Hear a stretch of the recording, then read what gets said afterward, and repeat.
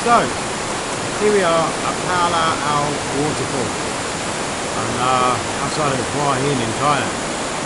It's about 60 kilometers from the town centre, a bit further than I'd planned. It's going to take me a couple of hours to drive here. But as you can see, absolutely beautiful.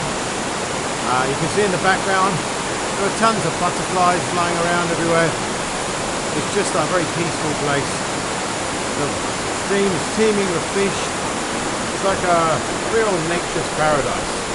Quite amazing. So, worth the effort. So actually what's happening is that I'm going to be here for about an hour maximum, and then I need to head back again so I get back before it gets dark. But definitely well worth the trip. So this is level 2 out of 5 of the waterfall. I'm going to make a short film at each one that's any good. You can see those later.